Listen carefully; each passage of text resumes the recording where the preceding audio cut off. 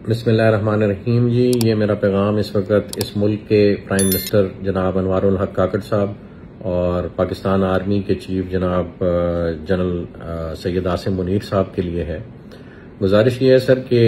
इस वक्त मुल्क मुआशी तौर पर एक तंग मंजरनामे से गुजर रहा है और तमाम जो कारोबारी अफराद हैं और जो कारोबारी हल्के हैं वो प्राइस फ्लक्चुएशन ऑफ पेट्रोल और डॉलर के इन्फ्लेशनरी इफेक्ट की वजह से अपने अपने कारोबार में मुश्किलात का सामना कर रहे हैं। और ले दे के सिर्फ एक रियल एस्टेट का सेक्टर रह गया था जो इस वक्त लाखों अफराद को अपने साथ जोड़े हुए था, और रियल एस्टेट सेक्टर और डेवलपर्स और उससे वाबस्ता अफराद जो कंस्ट्रक्शन के शोबे से मुंसलिक हैं वो इस शोबे को ही सिर्फ एक ऐसा अपने लिए रिलीफ पॉइंट देख रहे थे जो इस वक्त भी इस तमाम ज़बू हाली के बाद भी इस वक्त अपने आप को सरवाइव करा रहा था। और पाकिस्तान ने अगर कभी तरक्की करनी है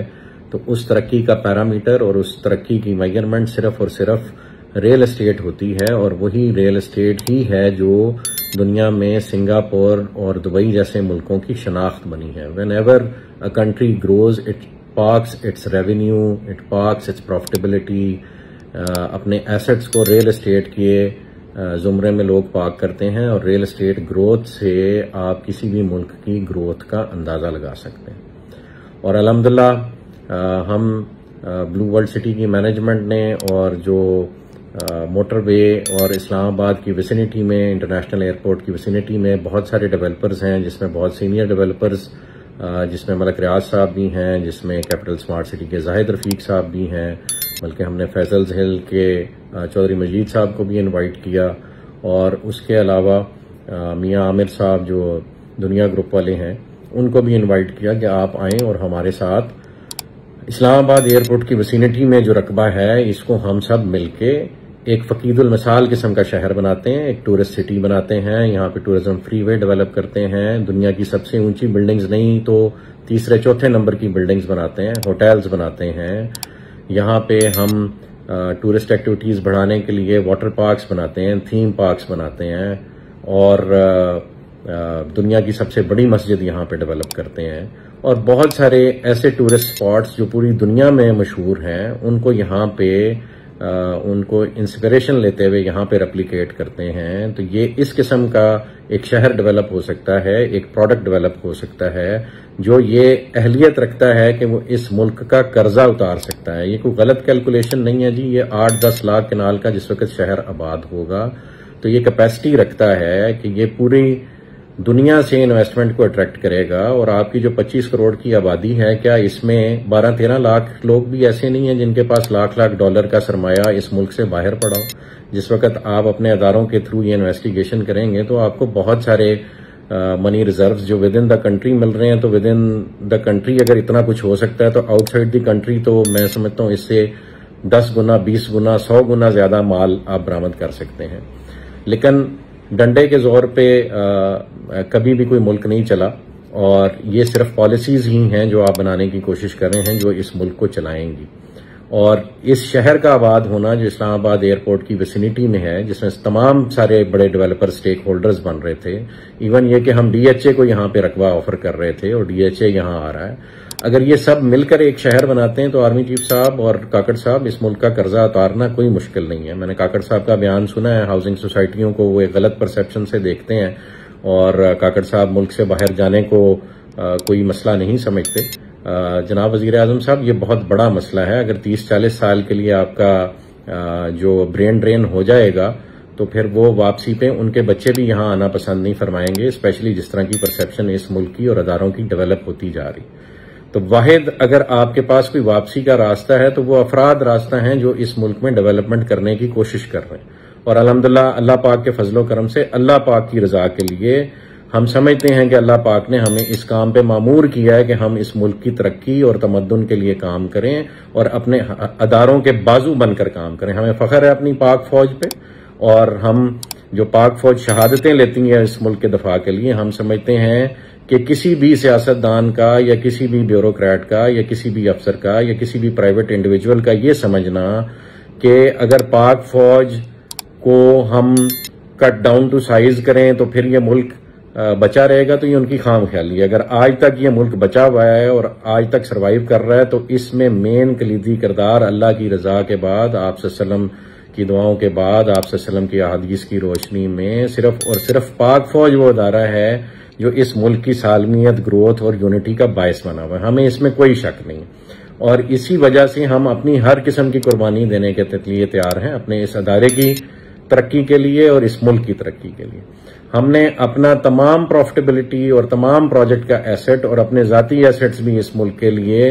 कुर्बान किए हुए। हमसे बहुत अदारों ने इस शहर को, जिसको हम तामीर करना चाह रहे हैं, उसकी तामीर और तरक्की रोकने के लिए बहुत सारे अदारों ने हमसे बहुत सारे इम्तिहान लिए हैं और सबको हमने अपनी जान, माल, इज्जत, आबरू सब कुछ पेश किए।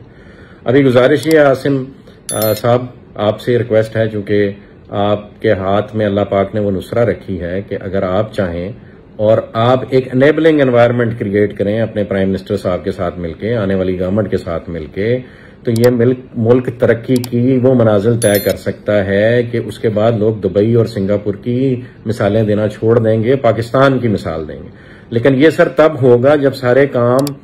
पाक फौज खुद ना करे और गवर्नमेंट खुद ना करे, बल्कि ऐसा एनेबलिंग एनवायरनमेंट क्रिएट करे कि इस मुल्क के बिजनेसमैन और इस मुल्क के वो लोग जिनको अल्लाह पाक ने हुनर अता किया है वो काम करना शुरू कर दें। तो आपसे खुदारा गुजारिश है कि हम डेवलपर्स को अपनी छतरी के साए तले लें और हमें काम करने दें इस मुल्क के लिए। भले जब हम सारा काम कर चुके हों तो maintenance and development and after sale service के लिए भले वो तमाम हाउसिंग प्रोजेक्ट्स या वो पूरे शहर का कंट्रोल किसी नई अथॉरिटी को दे दिया जाए जो ऑनेस्ट लोगों से बनी हुई हो, या भले डीएचए के हवाले कर दिया जाए, हमें उसमें कोई एतराज नहीं। लेकिन खुदारा एक प्राइवेट माइंडसेट के साथ, एक एंटरप्रेन्योरल माइंडसेट के साथ एक कारोबार को, जो कि रियल एस्टेट का कारोबार है, उसको अपनी टांगों पे खड़ा हो लेने दिया जाए। वही इस मुल्क को कहीं ना कहीं बचाएगा। हम नहीं कहते कि आप इंडस्ट्री ना लगाएं, हम नहीं कहते कि आप एग्रीकल्चर ना करें, वो भी हमारे मुल्क की रीढ़ की हड्डी है। एग्रीकल्चर भी रीढ़ की हड्डी है और इंडस्ट्रीज लगाना भी रीढ़ की हड्डी है, प्रोडक्शन भी रीढ़ की हड्डी है। लेकिन आप रियल एस्टेट के वजूद से इनकारी नहीं हो सकते। जितनी भी दुनिया में तरक्की हुई है वो अल्टीमेटली रियल एस्टेट के थ्रू रिफ्लेक्ट करती है। May it be hoteling, may it be tourism और may it be even agriculture. Ultimately उसका सारा सरमाया आके आपके रियल एस्टेट में पार्क होता है। और जितनी भी बिल्डिंग्स डेवलप होती हैं वो तमाम अलाइड इंडस्ट्रीज को सपोर्ट करती हैं और तमाम जो तरक्की डिफरेंट अदारे करते हैं उन्होंने भी अल्टीमेटली आके किसी बिल्डिंग में रिजाइड करना होता है। वो भले हॉस्पिटल्स हों, वो भले आपके होटल्स हों, वो भले एयरपोर्ट हों, तो ultimately it is real estate जिसने डेवलप होना। और अगर आप दुबई के फॉर्मूले को फॉलो करें और इस्लामाबाद इंटरनेशनल एयरपोर्ट को दुबई के एयरपोर्ट की तर्ज पे चलाना शुरू कर दें और वहां पे टूरिज्म लैंड करना शुरू कर दे और उससे मुंसलिक एक शहर हो जिसमें दुबई की तर्ज की तमाम कैपेबिलिटीज अवेलेबल हों, तो क्यों आपके पाकिस्तानी अपना वो लाख लाख $2-2 लाख पाकिस्तान में वापस नहीं लेके आएंगे? वो यहां पे प्रॉपर्टी लेना अपने लिए बायसे फख्र समझेंगे। और अगर $2-4 लाख में टर्की अपनी नेशनैलिटी दे सकता है तो पाकिस्तान भी नेशनैलिटी दे सकता है। आप तमाम अपने चेक्स एंड बैलेंसेस क्रिएट करें जिससे आप ये इंश्योर करें कि यहाँ पे कोई नेगेटिव फर्द ना आए, कोई नेगेटिव एक्टिविटी ना हो। हम वैसे भी तो बहुत सारे लोगों को इस मुल्क में आने देते हैं, कोई एम्बेसीज के थ्रू आता है तो कोई एनजीओज के रूप में आता है। तो अगर रियल एस्टेट की इन्वेस्टमेंट इस मुल्क में आप लोगों के सिक्योरिटी मैकेनिज्म से गुजर के आने लग पड़ेगी तो क्या ये मुल्क तरक्की नहीं करेगा? इतनी सिंपल सी बात हमें समझ नहीं आ रही कि हमने सिर्फ एक एनेबलिंग एनवायरनमेंट क्रिएट करना है। और वो एनेबलिंग एनवायरनमेंट ये है कि आप प्राइवेट बिजनेसमैन को अपना बिजनेस करने दें, वो अपने डिफरेंट आइडियाज लगाकर तरक्की की मनाजिल तय करने में आसानियां पैदा करे कारोबार में। सारा काम ना गवर्नमेंट कर सकती है, ना सारा काम फौज कर सकती है, ना फौजी अफराद की ये ट्रेनिंग है। हाँ, आप लोगों ने बहुत अच्छा एक अदारा खड़ा किया, डिफेंस हाउसिंग अथॉरिटी। हम भी चाहेंगे हम अपना प्रोजेक्ट डेवलप करके डिफेंस के हवाले कर दें, लेकिन खुदारा ये तो आर्मी चीफ साहब ना इंसाफी होगी कि सिर्फ इस मुल्क में डीएचए काम करे और उसके बाद चलें इस मुल्क में अगर किसी ने इस मुल्क के सेटअप को यूटिलाइज किया और पॉजिटिवली यूटिलाइज किया तो उसमें क्रेडिट मलिक रियाज साहब को जाता है। अगर उनसे सर्वाइवल की पदाश में चंद गलतियां हो गई हैं तो उन्हें भी माफी दे के आप इस मुल्क में वापस लाएं और उन्हें काम करने का मौका दें। अगर बिजनेसमैन इस मुल्क को नहीं तामीर करेगा, मैं को मलिक साहब के हक में बयान नहीं दे रहा, मैं पाकिस्तान के हक में बयान दे रहा हूं। मैं चाहता हूं कि हर वो डेवलपर, हर वो रियल एस्टेट का एक्सपर्ट, हर वो बिजनेसमैन, हर वो इंडस्ट्रियलिस्ट, हर वो एग्रीकल्चरिस्ट जो ये मुल्क डेवलप करने का ख्वाब देखता है और पाकिस्तान को इस्लामी फलाई रियासत बनाने का ख्वाब देखता है और अपने बुजुर्गों की कई भी बातों की ताबीर करना चाहता है कि यहाँ पे बाहर के मुल्क से लोग आके नौकरियां करेंगे, तो वो तभी मुमकिन है कि जब आप उन सब के हाथ पैर खोल दें और उनको काम करने दें। पॉलिटिकली इस मुल्क ने किधर को जाना है वो अल्लाह बेहतर जानता है, लेकिन हाँ ये सच है कि अगर एक यूनिटी ऑफ कमांड रहेगी, वो भले आपके मौजूदा सेटअप में हो या आप जो सेटअप आगे फ्यूचर में लाना चाहते हैं इस मुल्क में हो, लेकिन यूनिटी ऑफ कमांड होगी। जो भी टॉप एग्जीक्यूटिव होगा, वो आपका प्राइम मिनिस्टर हो या वो आपका प्रेसिडेंशियल सिस्टम के तहत प्रेसिडेंट हो, जब आप उसको काम करने देंगे और उसने भी खुद काम नहीं करना, वो एक्सपर्ट सेलेक्ट करे और इन एक्सपर्ट्स के बाद जो इस मुल्क के बिजनेसमैन हैं उनको जो जिस फील्ड का एक्सपर्ट है उनको आगे आके काम करने का मौका दे, तो तब ये दुबई और सिंगापुर से लाजमन आगे निकल जाएगा। और अगर चीफ साहब अब भी हम ये काम नहीं करेंगे तो वक्त हमारे हाथों से निकला जा रहा है। हमारे हमसाये में बहुत कुछ हो रहा है, हम ना चाहते भी अपने हमसाये से अपना मूड और अपना गुस्सा और अपना आपस का जो मजाज है वो बिगाड़ते चले जा रहे हैं। और आप सल्लम की अहादीस हैं इस खित्ते के बारे में, और उन अहादीस में ऐसे अफराद का जिक्र है जिन्होंने कल को किसी भी किस्म की तरक्की का बायस बनना है दुनिया में। तो खुदारा हम क्यों ना अल्लाह से दुआ करें कि वो अफराद हम हों, बजाय इसके कि वो अफराद कहीं और से आए और खुदा ना खास्ता आपके मुल्क की अवाम उनको सपोर्ट करने लग पड़े। तो बेहतर नहीं है कि हम अपने मुल्क की अवाम, हम अपने मुल्क के बिजनेसमैन को सपोर्ट करें और वो आपके मुल्क का कारोबार ऐसे खड़ा करे कि जो इकबाल का शेर है कि नील के साहिर से लेके ताबका के काशगर, वो इस्लामी स्टेट डेवलप हो और आपकी सरबराही में डेवलप हो। तो खुदारा रिक्वेस्ट ये है कि इस वक्त आपके चंद अदारे, मैं नहीं जानता, किसी का नाम नहीं लेना चाहता कौन कौन मुलव्वस है, लेकिन आपके चंद अदारे जो सिविलियन हैं, शायद उसमें कोई और यूनिफॉर्म्ड अदारे भी हैं, वो ये नहीं चाहते कि उनके अलावा इस मुल्क में कोई और रियल एस्टेट का काम करे। आपसे रिक्वेस्ट है कि ये अगर हमारी गलतफहमी है तो ये दूर की जाए और प्राइवेट डेवलपर्स को आपके सिविलियन अदारे सपोर्ट करें। और वो एक शहर नहीं, पाकिस्तान में कई शहर बनने की कैपेसिटी है और पाकिस्तान के नेचुरल रिसोर्सेज इतने हैं कि वो यूटिलाइज हों तो it can become a super power in a matter of 5 to 6 years। All you have to do is provide them with an enabling environment. मेरी आदमी चीफ साहब आपसे रिक्वेस्ट है, काकड़ साहब आपसे रिक्वेस्ट है, अपने अदारों को लगाम दीजिए। उन्होंने एक तूफान बदतमीजी खड़ा किया हुआ है। जितने रियल एस्टेट से मुंसलिक अफराद स्पेशली पिंडी और इस्लामाबाद में थे, वो किसी न किसी एजेंडे के तहत वो इस वक्त जो है वो जुल्म जबर और बर्बरियत का शिकार हैं और उनको डिफेम करने की कोशिश की जा रही है। आप हमारा शहर आके देखें, हमने ऐसा शहर डेवलप किया जो आज तक DHA नहीं सोच सका और जो आज से पहले बड़े डेवलपर्स भी यहाँ नहीं सोच सके। वो अल्लाह के फजलो करम से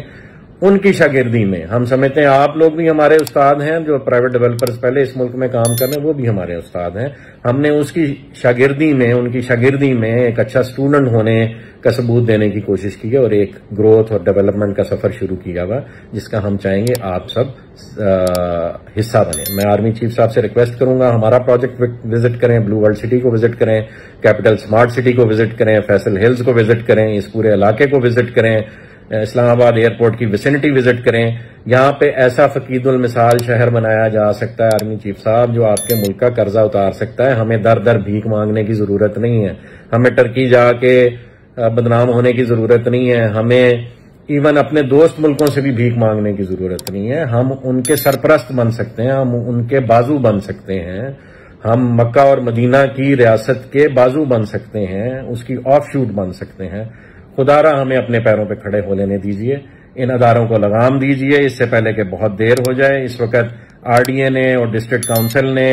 और दीगर अदारों ने, जिसमें आपके कमिश्नर शामिल हैं और आपके रावलपिंडी पुलिस के सीनियर ऑफिसर शामिल हैं, उन्होंने एक ऑपरेशन शुरू कर रखा है जो तमाम रियल एस्टेट सेक्टर और तमाम हाउसिंग सोसाइटीज को जितनी उन्होंने मेहनत की है उस पर पानी फेर रहा है, उन्हें मजबूर कर रहा है कि वो खुदारा इस मुल्क से खाइफ हो जाएं। लेकिन अल्लाह की कसम, अल्लाह ने हमें बनाया है इस मुल्क की तरक्की के लिए, हमें अल्लाह ने बुलाया है दीन इस्लाम की सरबरंदी में अपना किरदार अदा करने के लिए और वो हम अपने खून के आखिरी कतरे तक इंशाल्लाह निभाएंगे। हम किसी अदारे से नहीं लड़ेंगे, हम पाक फौज को भी हमेशा सैल्यूट और सलाम करेंगे। हम तमाम अपने असासे, अपने जाती असासे और अपने कारोबारी असासे भी इस पाक फौज पे और आपकी डिफेंस हाउसिंग अथॉरिटी पे भी कुर्बान करते हैं। हमें अपना मजदूर बना लें, लेकिन खुदारा इस मुल्क को डेवलप तो होने दें, हमें काम तो कर लेने दें। सिर्फ इतनी सी गुजारिश है आर्मी चीफ साहब, खुदारा इनको लगाम दीजिए, नहीं तो ये सबको आपसे खाइफ कर देंगे और किसी मुल्क को हम पे हमला करने की जरूरत नहीं पड़ेगी। ये काम हम खुद ही कर लेंगे। हम एक खुदकुश हमला करने की तरफ जा रहे हैं, बहुत स्पीड से जा रहे हैं, नहीं रोका गया तो दुश्मन अपने मकासद में कामयाब हो जाएगा और अल्लाह को भी हम मुंह दिखाने के काबिल नहीं रहेंगे, ना इस दुनिया में ना आखिरत में। जज़ाकल्लाह खैर की उम्मीद है और उम्मीद है इस पैगाम से आप वो पॉजिटिव वाइब लेंगे जो हम देने की कोशिश कर रहे हैं। जज़ाकल्लाह खैर जी, वस्सलाम।